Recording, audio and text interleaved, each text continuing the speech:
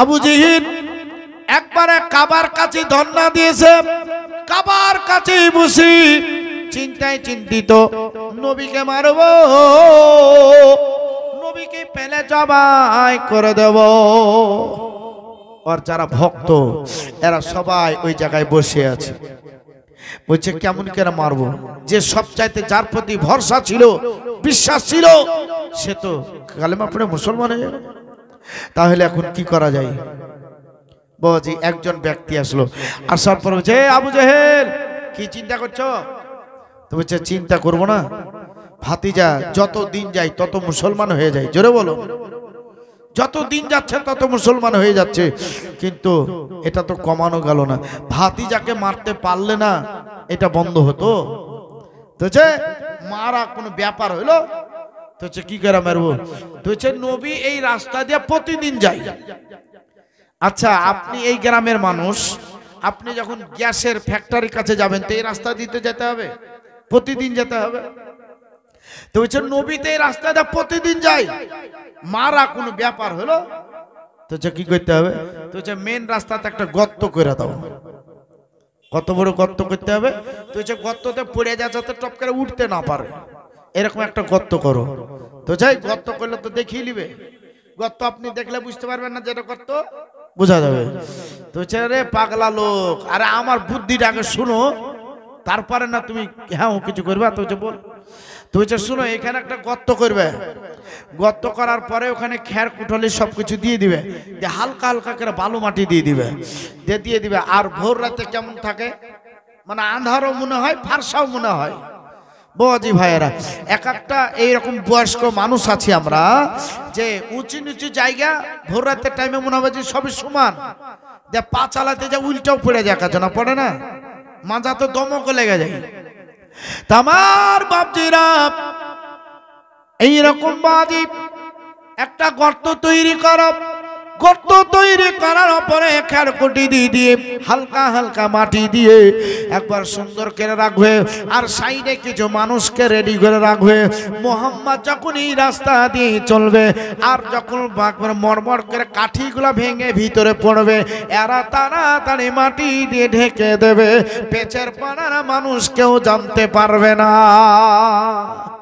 বুঝছো তো, যুক্তিটা ঠিকই বলেছিস। এরা কোদল নিয়ে একবার সাইডে দাঁড়িয়ে আছে, বাবাজি মানে গর্ত হয়ে গেল, গর্ত হয়ে গেছে সব রেডি, এরা কোদল নিয়ে সাইডে দাঁড়িয়ে আছে যে মোহাম্মদ এই ভোর রাত হইলি বাবাজি বার হবে। বাবাজি সাঁঝের বেলা এশার নামাজ পড়ে শুইতে যান না বাবাজি ভাইয়েরা? মসজিদ আছে, মসজিদ। আচ্ছা বলেন তো, মসজিদে আগে মুসল্লি যায় না মুয়াজ্জিন যায়? কে যায়? মুয়াজ্জিন আগে যায়, মুয়াজ্জিন।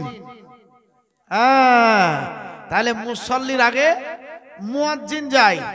মুয়াজ্জিন যাওয়ার পরে ওযু করে নিল, তারপরে সুইচটা তারপর দেখছে এমা একটা থেসড়া, দেখেন কিছু বুঝতে পারছেন না, পাচ্ছে মানে আমার জোরে চলছে, বুঝছেন না থেসড়া।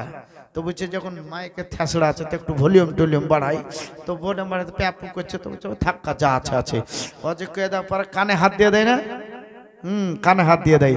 তারপরে এবার ডাকছে, মুসল্লিকে ডাকছে, আসসালাতু খায়রুম মিনাল নাওম।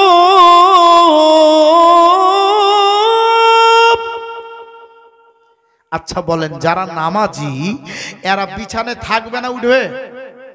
উঠা পড়বে, কারণ যে মুয়াজ্জিন ডাক দিয়েছে নামাজ পড়তে যেতে হবে। আর যতই ঠান্ডা হোক ওই বিছান ছেড়ে দিয়ে নামাজের জন্য ছুটবে। বাপজি ভাইরা আমার, সব যাওয়ার পরে অপেক্ষা করবে, ইমাম সাহেব আসবে, ইমামতি করে নামাজ পড়াবে নাকি না একলা একলা পড়ে বাড়ি চলে আসেন? ইমামের পিছনে নামাজ পড়ি, ইমামের পিছনে আমরা একটা দায়িত্ব বিহাজাল ইমাম বলে আমরা নিয়াত করি না? নিয়াত করি বাবা। ইমাম সাহেব ধীরে সুস্থে কেরাত করে নামাজটা পড়ায়। বাবাজি ভাইয়ের আমার, তো কেরাত করে ধীরে সুস্থে আরাম করে নামাজটা পড়াই, তারপরে একটু জিকির আজকার তসবিহ তাহালিল কেউ কোরআন শরীফ পড়ার পরে বাপজি ভাইরা মসজিদ থেকে বের হয়ে আসে, ঠিক কিনা? বের হয়ে আসে। তো মুসলমান, তো তো বলছে এই রকম টাইম নবী তো থাকবে না বিছানা, একবারে চট করে উঠে পড়বে, আর আসার পরে বুঝতে পারবে না। সোচিয়া সে নাইল টেটোয়ে লাগাও রে মোবাইল নাম্বার, ধরবে মদিনার সেলটা, নেটওয়ার্ক বেজে খবর হয় না যে, নেটওয়ার্ক বেজে খবর হয় না যে, এমন এক যেটাবা ধরবে মদিনার সেলটা। হস খাজা আহমদ রাজা শাহ দরবারের কমলটা, ধরবে মদিনার সেলটা। জোরে বলুন সুবহানাল্লাহ। इश्क नबी जी सिम काट लागा अपने अपन हन से दे, बैलेंस তোমার শেষ হবে না, থাকবে আনলিমিটেড। জোরে বলুন আর একটু মোহব্বতে বলুন সুবহানাল্লাহ। इश्क नबी जी सिम काट लागा अपने अपन हन से दे, बैलेंस তোমার শেষ হবে না, থাকবে আনলিমিটেড। দরুদ পড়ে রিচার্জ করো, দরুদ পড়ে রিচার্জ করো, কেন না এ নবীর অপা, ধরবে মদিনার শেল্টার। নেটওয়ার্ক বেজে খবর হয় না যে, নেটওয়ার্ক বেজে খবর হয় না যে, এমন এক যেটাবা মদিনার শেল্টার। নামাজ শেষে জোরে বলুন আর একটু মোহব্বতে বলুন সুবহানাল্লাহ। নামাজ শেষে মুক্ত হস্তি কালি কারা একদিন করে, একাল তোমার রিসিভ হবে আল্লাহর দরবারে। দোয়া কবুল হবে তোমার, দোয়া কবুল হবে তোমার, শব্দ কর সবটাওয়া ধরবে মদিনার শেল্টার। বলতেছিলাম কথা না হচ্ছে এটাই, দেখেন ফজরি টাইম হয়ে গেছে, আমার নবী বলতে আছে বলে প্রতিদিন এই রাস্তা দিয়ে যায়, কিন্তু আজকে এই রাস্তা দিয়ে যাব না, আমি অন্য একটা রাস্তা কচ করে নেব, অন্য একটা রাস্তার দিকেই চলে যাব। এই বলে নবী আমার অন্য রাস্তা দিয়ে চলে গেছে, ইসলামটা প্রচার করার জন্য চলে গেছি, আমার নবী মুস্তাফা ইসলামের দাওয়াত দেওয়ার জন্য চলে গেছি। আমার নবী মুস্তাফার খবরটা এখনো আবু জেহেলের কানে পৌঁছায়নি, আবু জেহেল এখনো খবর কানা পায়নি। আবু জেহেল বলতে আছে ব্যাপার কি, এখনো কি আমার ভাতিজা মরে নাই, আমার মরার খবর কেন পেলাম না? আমি নিজে যাওয়ার পরে ওই খবর কানে একটু আমি নিজের চোখে শুনে আসি বা দেখে আসি। এই নিয়াতটা করে আবু জেহেল নিজের বাড়ি থেকে বের হয়ে আপনার দেখেন টুকটুক করে হাঁটতে লাগলো। হাঁটতে হাঁটতে বাপজি ভাইরা চলে আসলো। কিন্তু আমরা মানুষ, আমরা অনেক কথা অল্প সময়ের মধ্যে ভুলে যাই কিনা? ভুলি না? কথা বলতে বলতে ভুলে যাই বাবাজি, কাজ করে 10 মিনিট পরে ভুলে যাই। আমাদের ভুলা রোগ আছে নাই? ভুলা রোগ আছে। তো আবু জেহেল ও যে কালকে যুক্তি করেছে, কালকে বাবাজি গোপন ভাবে গর্ত করেছে, এটা কিন্তু ভুলে গেছে, আর মনে নাই। আমার বাজিরাম আবু জেহেল হাঁটতে হাঁটতে একবারে গর্তের ধারে আসার পরে একটা পা যখন পড়ে গেল, বাজে ভাইরা নিজের ঝুলটাকার সামাল দিতে পারলো না। আপনি দেখেছেন কাঁটা, কিন্তু আপনি ঝুলটা মেরে দিয়েছেন। আচ্ছা ওই পাটা কি পিছন ধারে আনতে পারবেন? কাঁটার উপরে পা পড়বে না, কাছের উপরে পা পড়বে, পাটা কেটে যাবে বাবুজি। আবু জেহেল সামনে ঝুলে চলছিল, একবারে গর্তের ধারে পা লেগে গেছি, আপনার ঝুলটার পিছন দিকে নিতে পারলো না, একবারে গর্তের মধ্যে পড়লো। আর পাটখাটির উপরে পড়লে মচমচ করবে নাকি? মচমচ করবে না? মচমচ করে ভেঙে পড়ে গেল। আর যেমনি পড়ে গেল, আর এর আগে তো বলাই আছে যেমনি ভেঙে যাবে, আর অমনি মনে করি ভাতিজা পড়ে গেছে, একবারে বাপ বলার টাইম দিয়ে না মাটি দিয়ে সাটিয়ে দিবে একবারে। আমার বাপজি ভাইয়েরা, এরা তো মাটি যেমনি টানতে যাবে নিচেও যায়, কে এলো? বলছে দাঁড়া, বলছে ভাতিজা পড়েনি, আমি তোদের সর্দার আবু জেহেল পড়ে গেছি। হ্যাঁ সর্দার তুমি পড়ে গেছো, তো তুমি কি করে পড়লা? তুমি যার আমার ভাতিজার খবর নিতে যা, আমি নিজেই পড়ে গেছি, নিজের ফাঁদে নিজেই পড়ে গেছে জি। আর পড়ে যখন গেছে তো আবু জেহেল বলছে তাড়াতাড়ি আমাকে তোল। পেচের পাড়ার লোক যদি জানতে পারে একবারে বদনামের শেষ নাই বাবজি ভাইয়ের আমার। কারণ যে এরকম দেখবেন বাবা অনেক আছে, এই বাবাজি ভাইয়ের আমার বাথরুম পরিষ্কার করতে গিয়ে বাথরুমেই পড়ে যায়, অনেক এরকম লোক আছে। তো আপনার তাড়াহুড়া করে উঠার চেষ্টা করে, মানুষ যদি জানতে পারে তো ফের খারাপ, নিজকে লজ্জা লাগবে, লাগবে না? তো এইরকম ভাবে বলছে আমাকে তাড়াতাড়ি গর্ত থেকে উঠা, কেউ যাতে জানতে না পারে। এখনো গ্রামের লোক চেতন পায়নি।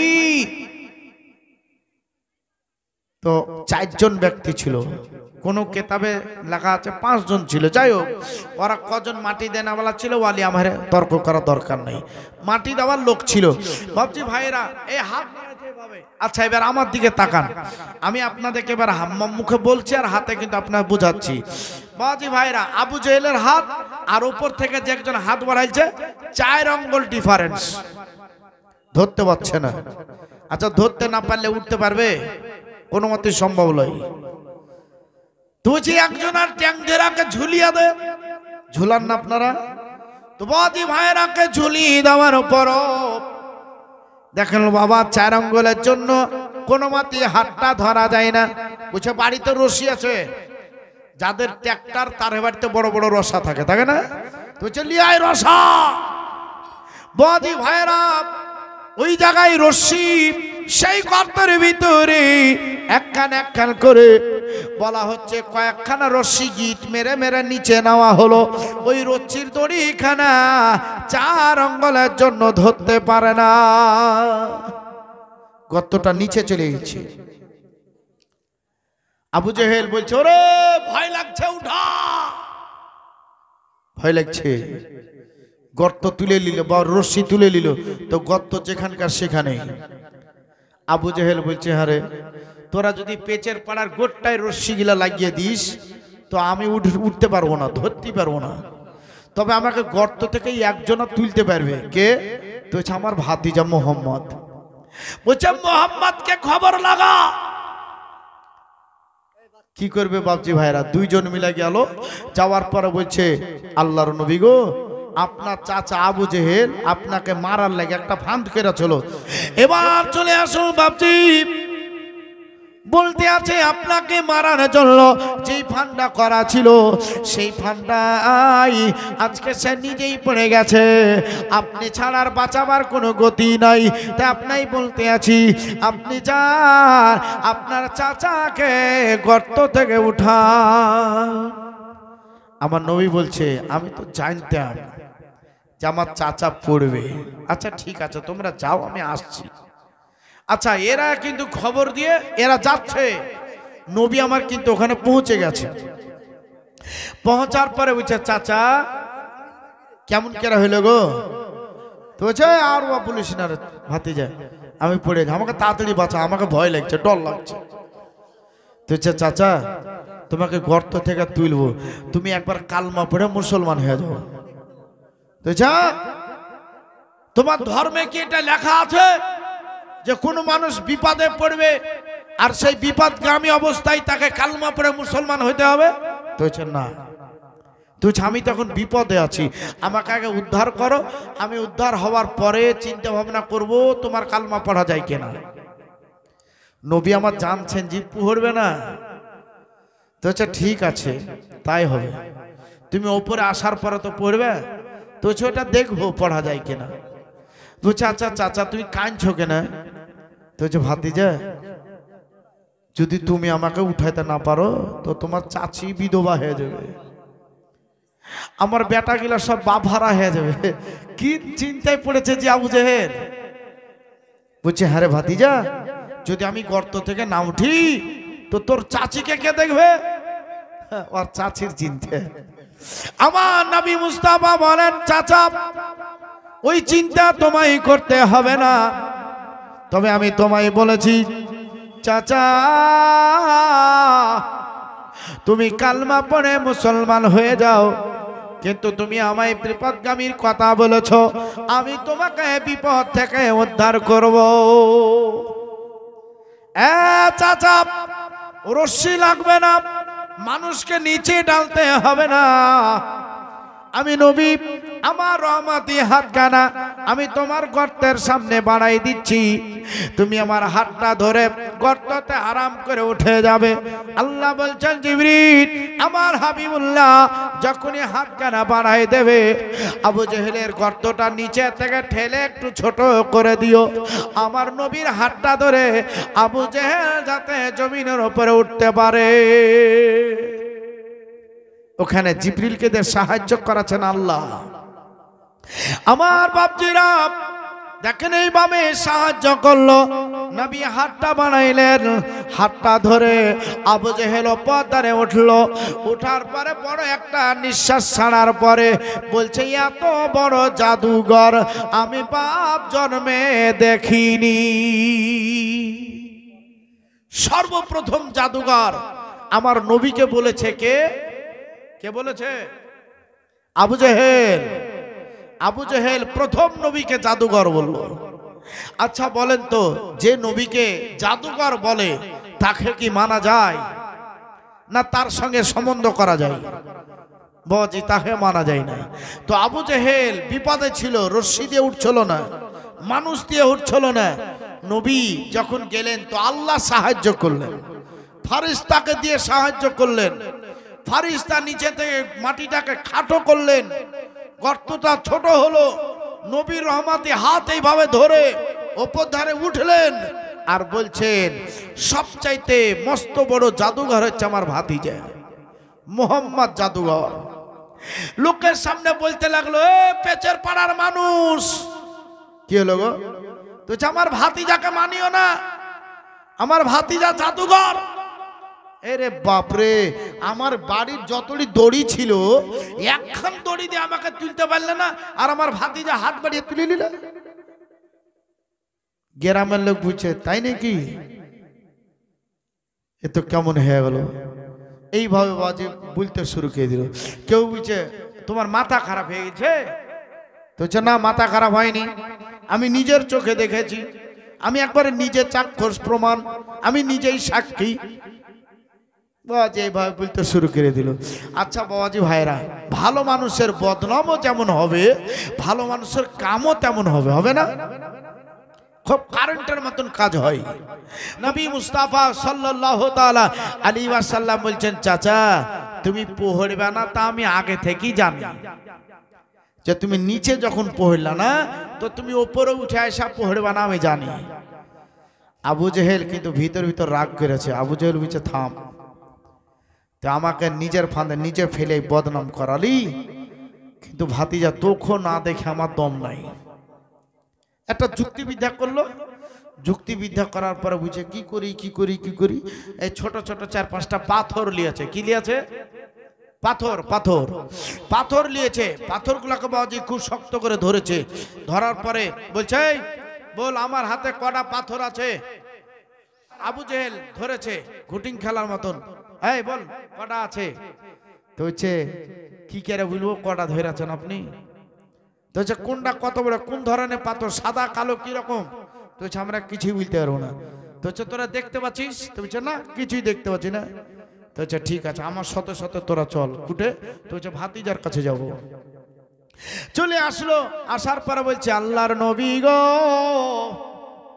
একবার বাইরে বের হয়ে আসো, তোমার চাচা তোমাকে খবর লাগায়। আমার নবী ঘর থেকে বাইরে বের হবার পরে বলতে আছেন, চাচা এতবার কষ্ট পাওয়ার পরও, এতবার ঠকার পরও, এতবার লজ্জিত হওয়ার পরও তুমি আমার কাছে ফেরাইছো। বলছে, ভাতিজা রে,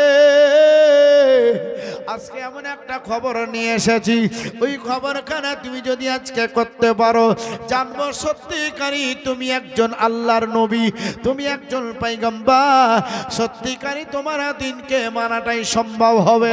বলতে পারো? আমার নবী বলছেন, চাচা তুমি কি পরীক্ষা করবা? তওবা করলো।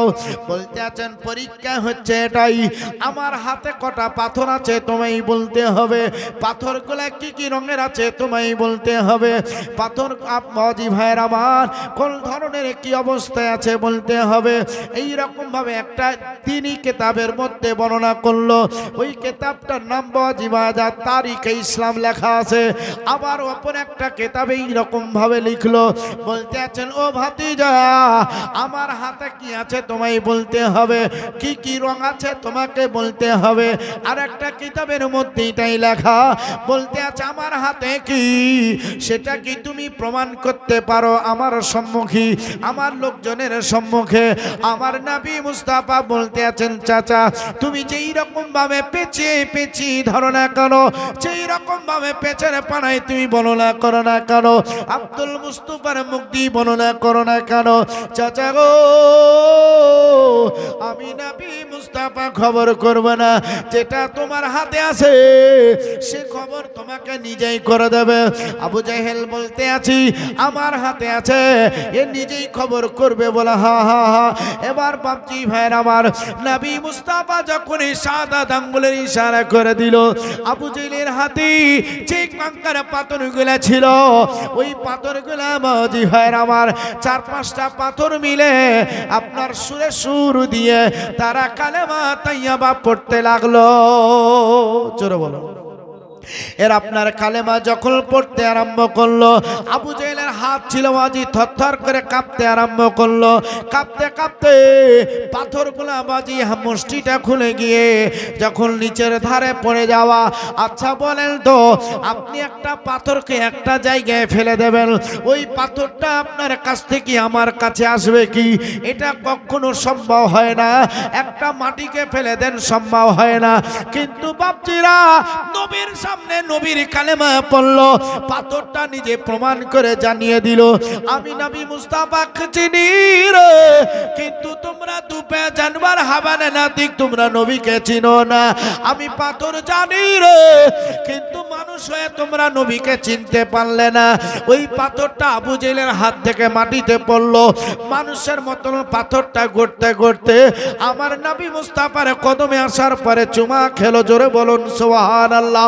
ও পাথরটা চুমা কি আমার নবী মুস্তাফার কাছে আরজি করে দোয়ার জন্য, আমার নবী পাথরের জন্য দোয়া করেছিলেন।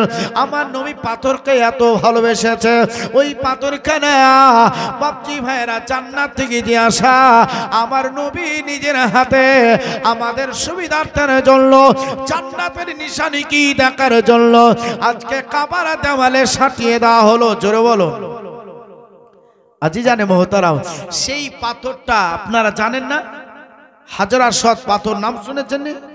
শুনেছেন না শোনেন নাই? এটা কাবার দেওয়ালে সাঁটিয়ে দেওয়া হয়েছে। আজি জানে মোহতারাম, তাহলে জান্নাতি পাথর, তাহলে পাথর নবীকে চিনতে পারলো, গাছ নবীকে চিনতে পারলো, হাজার নবীকে চিনতে পারলো, মাটি নবীকে চিনতে পারলো, 18,000 মাখলুকাত নবীকে চিনতে পারলো। কিন্তু বলা হচ্ছে হাবানে নাতিক দুপায়া আজকে নবীকে চিনতে পারলো না। কিন্তু যারা নবীকে চিনেছে এরা জান্নাতে যাবে, যারা নবীকে চিনে নাই এরা জাহান্নামে যাবে। জোরে বলুন। আর একটু মহব্বতে বলুন সুবহানাল্লাহ।